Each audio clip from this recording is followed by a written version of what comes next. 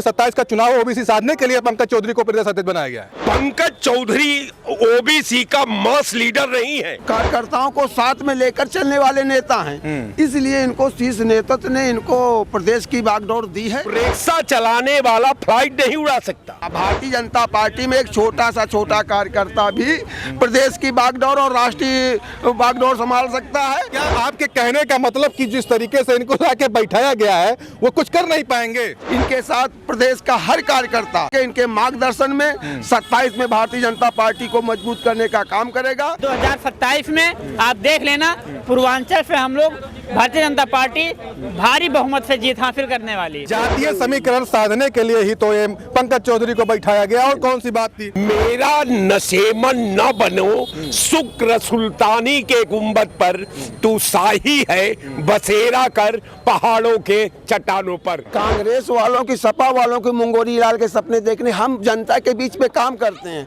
बनाएंगे, फिर राज करेंगे, फिर और स्टेटों में जाएंगे। भारतीय जनता पार्टी सबका साथ सबका विकास देखते हुए सभी जातियों का सम्मान करती है। अब भारतीय जनता पार्टी का विजय रथ बहुत तेजी से दौड़ने लगा है। आने वाले समय में भारतीय जनता पार्टी बहुत ही भारी मतों से चुनाव जीतने वाली है। उत्तर प्रदेश की राजनीति में एक नया ट्विस्ट देखने को मिल रहा है। जिस तरीके से अगर हम बात करेंगे तो भारतीय जनता पार्टी ने नया प्रदेश अध्यक्ष बना दिया है, और नवनिर्वाचित प्रदेश अध्यक्ष जो कि पूर्वांचल के महाराजगंज के 7 बार के सांसद पंकज चौधरी को प्रदेश अध्यक्ष बनाया है। जिस तरीके से अगर हम बात करेंगे पूर्वांचल में इस बार 2024 में लगातार भारतीय जनता पार्टी को काफ़ी ज़्यादा नुकसान हुआ था सीटों का, पंकज चौधरी के आ जाने से क्या असर देखने को मिलेगा पूर्वांचल में, उसी सब मुद्दे पे हम बात करने के लिए हमारे साथ में मौजूद हैं। लखनऊ के दारुल सभा के सामने मौजूद हूँ। आइए हम उन्हीं लोगों से बात करते हैं, किस तरीके से देख रहे हैं जिस तरीके से पंकज चौधरी को प्रदेश अध्यक्ष बनाया गया, कैसे देख रहे हैं इस चीज़ को? देखिए, पहला चीज कि वो भारतीय जनता पार्टी का अंदरूनी मामला है, चूंकि पंकज जी के व्यक्तित्व पर, समाज के सृजन में उनकी भूमिका पर, समाज का प्रगति निर्माण के परिधि में उनका जो व्यक्ति का आभा होती है उसका आप पूरा काउंट कर लीजिए। कारण ये है कि जो पूरी डेमोक्रेसी का सिस्टम है, जो पॉलिटिकल सिस्टम है, वो एक अलग आभा प्रमाणित होती है। लेकिन संगठन और जो है राजनीति को अगर एक में मिश्रण कर देते हैं तो रिक्शा चलाने वाला फ्लाइट नहीं उड़ा सकता, चला सकता है। मैं समझता हूं कि भारतीय जनता पार्टी, विशेषकर मैं अपना तजुर्बा आपके चैनल पर शेयर कर रहा हूं, क्योंकि वो भाजपा का अंदरूनी मामला मैं डिबेट शुरू करने से पहले आपसे कह दिया था कि ये भाजपा का अंदरूनी मामला है। बिल्कुल। लेकिन जब आपने ओपिनियन रखने की बात की तो जब संगठन का ढांचा पर अगर बिंदुवार अगर समीक्षा की जाए तो मैं वही आपसे कहूंगा कि कोई भी पायलट जो है रिक्शा कुशलता से नहीं चला सकता, कोई भी कुशल रिक्शा चालक हवाई जहाज नहीं उड़ा सकता। क्या आपके कहने का मतलब कि जिस तरीके से इनको लाके बैठाया गया है वो कुछ कर नहीं पाएंगे? ये योग्यता का जब व्याख्या होगी तो व्याख्या प्रमाणित करती है। 7 बार के सांसद हैं, और कुछ अगर बात करेंगे संगठन का लंबा अनुभव रहा है उनको।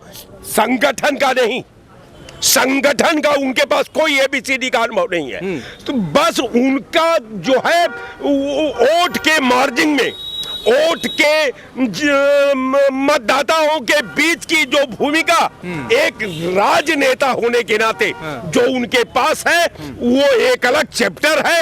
अगर वो उसको संगठन में बना करके अगर मान लीजिए कि उनसे भारतीय जनता पार्टी का अगर वर्तमान की बात करें, अगर भविष्य की बात करें, तो मैं किसी भी सूरत में किसी भी सवाल के कोई भी ओबीसी साधने के लिए 27 में ओबीसी, क्योंकि 27 का चुनाव ओबीसी साधने के लिए पंकज चौधरी को प्रदेश अध्यक्ष बनाया गया है। पंकज चौधरी ओबीसी का मास लीडर नहीं है, अखिलेश यादव नहीं है।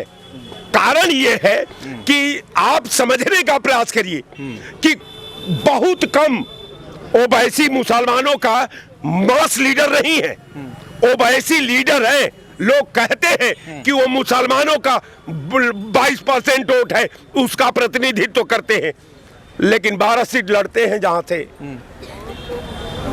5 बार से सांसद हैं। आपके बातों का जवाब मैं इनसे ले लेता हूँ। नहीं, ऐसा नहीं है। हाँ। ये भारतीय जनता पार्टी के संगठन का मामला है। हाँ। और हमारे संगठन में कोई भी व्यक्ति कहीं भी उसको कार्य करने के लिए कहा जा सकता है। और हमारे ये पंकज चौधरी जी जो हैं वो 7 बार के सांसद रहे हैं। हाँ। अनुभवी हैं। हाँ। और जनता के साथ उनका जुड़ाव है। और जनता से उनका जमीनी जुड़ाव है। हाँ। इसलिए उन और ओबीसी समाज से हैं और सौम्य है और जनता को कार्यकर्ताओं को साथ में लेकर चलने वाले नेता हैं। इसलिए इनको शीर्ष नेतृत्व ने इनको प्रदेश की बागडोर दी है। उनके साथ सहयोग करेगा और सहयोग के साथ साथ फिर दोबारा 27 में भारतीय जनता पार्टी की सरकार यहाँ पुनः बनेगी। और ये पंकज चौधरी जी के कार्यकुशलता में, उनके मार्गदर्शन में और कार्यकर्ताओं की क्षमता के ऊपर, कार्यकर्ताओं के मेहनत के आधार पे। ऐसा कुछ नहीं, भारतीय जनता पार्टी में कोई ऐसा नहीं देगा। भारतीय जनता हर का छोटे से छोटे कार्यकर्ता की ऊर्जा वही है जो बड़ा नेता हमारा कर सकता है। हमारे यहाँ किसी जातिवाद परिवारवाद की बात नहीं होती। हमारे यहाँ ये देखा जाता कौन जनता के बीच में जा कर के काम कर सकता है और जनता जातीय समीकरण साधने के लिए ही तो ये पंकज चौधरी को बैठाया गया, और कौन सी बात थी उसी के बाद में जातीय समीकरण साधने के लिए। भाई आप लोग मीडिया वाले ये कैसे कह सकते हैं कि और इन जातियों के अलावा कौन से यहाँ पे आ जाएगा? मीडिया वाले लोग कह रहे हैं, लोग कह रहे हैं, मैं नहीं कह रहा हूं। लोग नहीं, हम भारतीय जनता पार्टी में एक छोटा सा छोटा कार्यकर्ता भी प्रदेश की बागडोर और राष्ट्रीय बागडोर संभाल सकता है। लेकिन क्षमता वो नेतृत्व देखता है। नेतृत्व इनको सही समझा है। इनके साथ प्रदेश का हर कार्यकर्ता में कंधा मिला करके इनके मार्गदर्शन में 27 में भारतीय जनता पार्टी को मजबूत करने का काम करेगा। और वो माननीय हमारे पंकज चौधरी जी के निर्देशन में, पंकज चौधरी के निर्देशन में, पंकज चौधरी के नेतृत्व में भारतीय जनता पार्टी 27 में कह रहे हैं सरकार बनाएगी पुनः तीसरी बार। इसको लेकर कैसे देखते? देखिए, आप किसी चीज का नशेमन न बनिए। मेरा नशेमन न बनो। शुक्र सुल्तानी के गुंबद पर तू शाही है, बसेरा कर पहाड़ों के चट्टानों पर। तरफ से बधाई भी देता हूं और ईश्वर से कामना करता हूं कि आप उनमें असीम ताकत दें कि भारतीय जनता पार्टी को वो 2027 में स्थापित कर दे। लेकिन ये मुंगेरी लाल का सपना हो सकता है। विडंबना तो यही है कि मुंगेरी लाल का सपना को साकार करने के लिए जो भारतीय जनता पार्टी ने जो नया लिबास का सृजन किया, जो नए लिबास में अपना 2027 का भविष्य देखना चाहती है, जो 2027 में ये मुंगेरी लाल का सपना देखना चाहती है कि 2027 में मैं पुनः तीसरी बार सरकार बना लूंगा। लेकिन मैं बार बार कहता हूं कि ये सपना अच्छी बात है। अच्छा सपना देखना हर व्यक्ति का मौलिक अधिकार है, वो देखता है तो कोई बुरी बात नहीं है। लेकिन एक बात को आप समझ लीजिए कि तीसरा कालखंड है। अब देखिए, भारतीय जनता पार्टी ने कहा कि साहब एक मंदिर, एक बाबरी मस्जिद को तो तोड़कर मंदिर बना लिया। अब इसने कहा कि साहब अब हम सत्ता से बाहर जाएंगे तब कौन बाबरी मस्जिद ढाएंगे कि फिर सरकार बना लेंगे। तो एक बाबरी मस्जिद का और रचना कर डाली जाके पश्चिमी बंगाल में। तो कहने का आरोप लगा रहे हैं। मैं बड़ा आरोप नहीं बड़ा आरोप है मैं आरोप नहीं लगा रहा, लेकिन एक बात मैं जरूर कहूंगा कि भैया तेरा दिल तो है सनम यासना, अब तुझे क्या मिलेगा नमाज में? कहीं कुछ नहीं मिलने वाला है साहब। ये हमारी भारतीय जनता पार्टी है। मैं तमाम अपने भाजपा के समर्थकों का भावनाओं का समादर करते हुए इनके सपनों को साकार बनाने में अगर पंकज चौधरी की दक्षता, पंकज चौधरी की संगठन कार्य कुशलता, पंकज चौधरी का मने और जो उसको ये कह लीजिए कि जो उनका अनुभव का महारत हासिल है, वो निश्चित तौर पर 2027 में कसौटी पर है, एकदम सामने कसौटी है। और निश्चित तौर पर 2027 में भारतीय जनता पार्टी का जो सिस्टम है, अब भारतीय जनता पार्टी राजनीति में एक गलती, सिर्फ एक कदम उठा था गलत राहे शौक में, अब मंजिल तुझे तमाम उम्र ढूंढती रही, अब आपको नहीं मैं एक बार आ रहा हूँ, जो आपने कहा मुंगेरी लाल के हसीन सपने 27 में देखते रहेंगे भाजपा वाले, ये देखिए कह रहे हैं, आप बताइए। ये स्थिति इन लोगों की है, कांग्रेस वालों की, सपा वालों की मुंगेरी लाल के सपने देखने। हम जनता के बीच में काम करते हैं, उनके बीच, जनता के बीच में, जनता के सुख दुर्द में भारतीय जनता पार्टी कार्यकर्ता खड़ा रहता है। लेकिन आपके ऊपर एक, आप कहते हैं हम सबका साथ सबका विकास की बात करते हैं, लेकिन आपके ऊपर हिंदू मुस्लिम की बात होती है कि हिंदू मुस्लिम करके चुनाव जीतते। नहीं, हिंदू मुस्लिम तो इन लोगों ने किया है। हिंदू मुस्लिम, हम तो सनातन की बात हमेशा से करते हैं, हम हिंदू मुस्लिम कहाँ करते हैं। हमने तो अपने देश को, सनातन को, हिंदुत्व को हम 89 से हम लेकर के चल रहे हैं। लेकिन विपक्ष यही कहता है कि अगर मंदिर मस्जिद का झगड़ा ना हो तो भारतीय जनता पार्टी का चौपड़ा साफ हो जाएगा। मंदिर मस्जिद का झगड़ा तो ये लोग ला करके खड़ा कर दिए। मंदिर, हमारी आस्था है मंदिर पे, हम मंदिर बनाएंगे और हम मंदिर के विषय में बात करते हैं। हमने कब उस मुद्दे को छोड़ा है? भारतीय जनता पार्टी, किसी कार्यकर्ता ने, किसी नेता ने कभी मंदिर के उसको छेड़ा नहीं है। हमारी जो अस्मिता का सवाल है, जो हमारे देश की सनातन की अस्मिता का सवाल है, हम मंदिर को हमेशा, हमारी सत्ता रहे न रहे,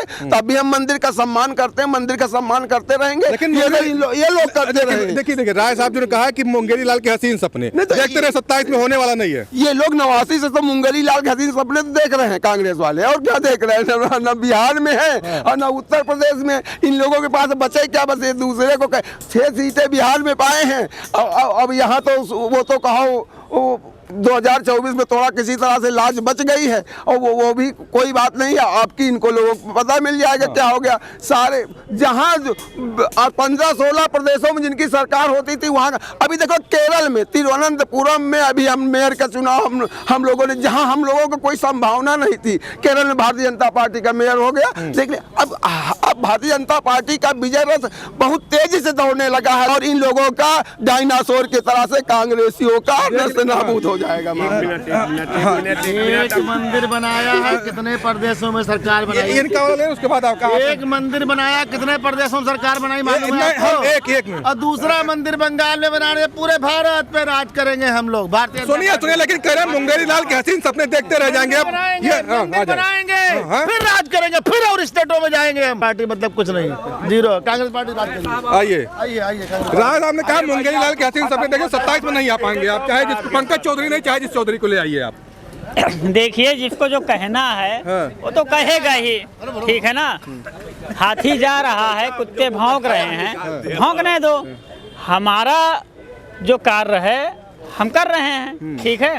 भारतीय जनता पार्टी अपने नियम और सिद्धांत पर, ठीक है, कार्यकर्ताओं के साथ मिलके बूथ अध्यक्ष से लेके और पन्ना प्रमुख तक सभी कार्यकर्ताओं का सम्मान करती है। करने वाली भारतीय जनता पार्टी के सभी देवतुल्य कार्यकर्ता तन मन धन से लगते हैं पार्टी में, और एक दूसरे के, गरीबों के हों चाहे अमीरों के, जिसका भी जो कोई कार्य होता है सभी का कार्य होता है। ये बताइए, आज हम इसके बल पे हम ये कह सकते हैं, एक चीज, नया प्रदेश अध्यक्ष, नया चौधरी मिला है आज, नया चौधरी, प्रदेश को नया चौधरी मिल गया, उसको लेकर कैसे देखते हैं? क्या एजेंडा सेट करेंगे, क्या रणनीति रहेगी आगे की? नया प्रदेश अध्यक्ष मिला, पूरे प्रदेश में सभी कार्यकर्ताओं में बहुत ही उत्साहित और बहुत ही उमंग जोशों से सभी कार्यकर्ताओं के अंदर एक उमंग जोश भर गया है। जिस तरह से देखा जाए, जितने ही कर्मठी और 7 बार के सांसद, 2 बार वित्त मंत्री, केंद्रीय मंत्री भारत सरकार में, ऐसे कार्यकर्ता जो आज बागडोर उत्तर प्रदेश की प्रदेश अध्यक्ष के रूप में संभाला है, बहुत ही अच्छी और बहुत ही खुशी की बात यह है कि 2027 में बहुत ही प्रचंड बहुमत से इनके सानिध्य में, प्रदेश अध्यक्ष के सानिध्य में चुनाव होगा, और चुनाव में बहुत ही बड़ी संख्या में भारतीय जनता पार्टी की जीत होने वाली है। एक चीज और देखने को मिल रहा है कि चाहे मुख्यमंत्री हो या प्रदेश अध्यक्ष, दोनों पूर्वांचल से बनाते। पूर्वांचल काफी कमजोर, अगर अब 24 के चुनाव में देखा जाएगा, लोकसभा चुनाव था 24 में, पूर्वांचल काफी कमजोर माना गया, क्योंकि पूर्वांचल में काफी नुकसान हुआ भाजपा का। पूर्वांचल में जो विरोधी हैं वो विरोधी गतिविधियां अपनाते हुए कहीं ना कहीं बदनाम करने की साजिश रचते हैं। लेकिन पूर्वांचल भारतीय जनता पार्टी का सबसे मजबूत क्षेत्र है और हम ये कह सकते हैं कि 2027 में आप देख लेना, पूर्वांचल से हम लोग भारतीय जनता पार्टी भारी बहुमत से जीत हासिल करने वाली है। काट दिए जा रहे हैं तो बच किसका होगा? कह रहे हैं पूर्वांचल में हम लोग बहुत मजबूती के साथ इस बार चुनाव लड़ेंगे और 27 में बहुत मजबूती के साथ सरकार बनाएंगे। आप बगल में रहिए, क्या कहेंगे? देखिए, ये लोग, कारण ये है कि ये लोग अपनी क्षमता को अपने सोच के बराबरी नहीं ला करके किसी चीज का मूल्यांकन करते हैं। देखिए, डिबेट वहाँ कट गया था। आचार्य जी ने कहा कि साहब ये सपा और कांग्रेस वाले ये भूल गए सपा कांग्रेस के साथ जोड़ने में। हाँ, कह नवासी से मुंगेला का सपना देख रहे हैं। सबसे बड़ी कि जहाँ सपा थी, जिस समुद्र के मंथन में उसकी उत्पत्ति हुई, उसी में भारतीय जनता पार्टी भी उत्पत्ति हुई। एक कमंडल निकला, उसमें से दो धड़ा पैदा हो गया। पहला जो है एक विष निकला और दूसरा एक अमृत निकला। भाई, अमृत को देवताओं ने ले लिया, जैसा कि राम भक्त कहते हैं अपने को। जो विष था वो असुरों ने ले लिया। अब कारण हमको बड़ा दुविधा वहां होने लगी कि साहब ये तो सपा बसपा भाजपा तो एक पार्टी एक पहलू, एक सिक्के के दो पहलू हैं। अब लेकिन अब सवाल हमको बार बार परेशान करने लगता है कि साहब ये जब दोनों एक सिक्के के पहलू हैं तो आखिर सपा को कांग्रेस के साथ क्यों लाया जा रहा है? सपा क्यों नहीं भारतीय जनता पार्टी अपने में आप में आत्मसात कर लेती है? नहीं तो वो तो शीर्ष नेतृत्व कर रही है ना। कांग्रेस वाले सपा को क्यों ले रहे? कांग्रेस भी सपा में जा रही है ना, यही तो मजबूरी है उसकी। नहीं, कांग्रेस कहाँ सपा में जा रही है? और क्या कांग्रेस कहाँ? उत्तर प्रदेश में उनके साथ क्यों चुनाव 2012 लड़ रही है, फिर 24 लड़ रही है। हम तो एक बार नहीं कहे, आप 77 में भाजपा के साथ लड़े, आप जो है 89 में भाजपा के साथ लड़े, तो हमने तो कभी नहीं कहा। लेकिन जब आप हमारे साथ कह रहे हैं तो मैं निसंकोच कह दे रहा हूं कि भाई सपा आपका दूसरा पहलू है, सपा हमारा नहीं है। अगर सपा नहीं रहेगी तो आप भी नहीं रहेंगे। सपा जब तक खड़ी है तब तक आप हैं। सपा खत्म हो जाएगी, आप स्वतः खत्म हो जाएंगे। आपको हटाने को कहने का मतलब आप क्या है कि समाजवादी जो है भाजपा की बी टीम है? लेकिन वही सब हम क्या कह रहे हैं? वही घुमा फिरा के नहीं, हम क्या कह रहे हैं? हमको तो जो कहना था आपके डिबेट पर मैंने कह दिया। हकीकत यही है कि सपा या भाजपा दोनों एक सिक्के के दो पहलू है। तो वही तो कह रहे हैं हम आपके, लगा घुमा के आप लपेट के कह रहे हैं, हम सीधा कह दे रहे हैं आपसे।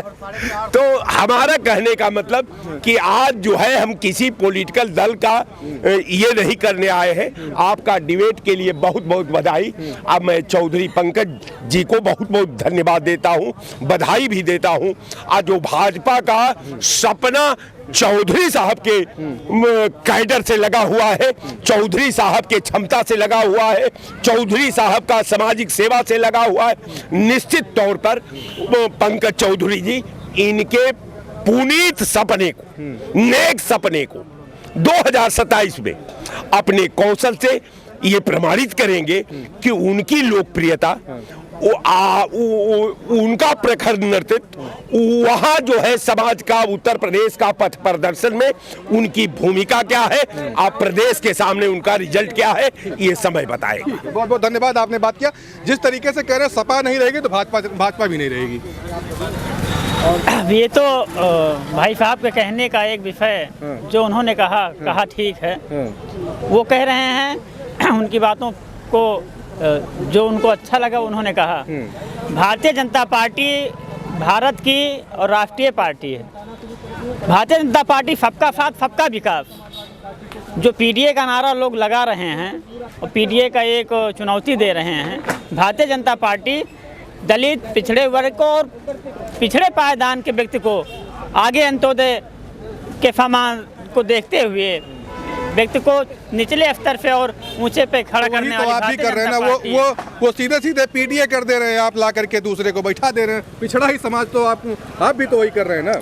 नहीं, ऐसा नहीं है, और क्या? ऐसा नहीं है। हमारे भारतीय जनता पार्टी में सभी का सम्मान और सभी का सबका साथ सबका विकास माननीय प्रधानमंत्री जी के स्लोगन के साथ होता है। जैसा देखा जाए, किसी भी वर्ग का व्यक्ति कहीं भी किसी भी समाज से वंचित न रहने पाए, चाहे राजनीतिक स्तर हो और चाहे किसी सेवा का स्तर हो, सभी में उसकी भागीदारी सहभागिता बराबर होनी चाहिए। ये भारतीय जनता पार्टी का संदेश है और ये भारतीय जनता पार्टी की नीति है, समझे। इस विषय पे हम कह सकते हैं कि भारतीय जनता पार्टी सबका साथ सबका विकास देखते हुए सभी जातियों का सम्मान करती है। कि किसी भी क्षेत्र में जहाँ पे आप देख रहे हैं कि बहुत ही न्यूट्रल और बहुत ही कम मार्जिन से चुनाव जीता जाता है, आने वाले समय में भारतीय जनता पार्टी बहुत ही भारी मतों से चुनाव जीतने वाली है, विजय हासिल करती है। ठीक है, बहुत बहुत धन्यवाद। जिस तरीके से आज भारतीय जनता पार्टी ने नवनिर्वाचित प्रदेश अध्यक्ष उत्तर प्रदेश को दे दिया है, उसी सब मुद्दे पे हमारी चर्चा हुई लगातार। और चलिए मिलते हैं नए वीडियो, तब तक के लिए जय हिंद।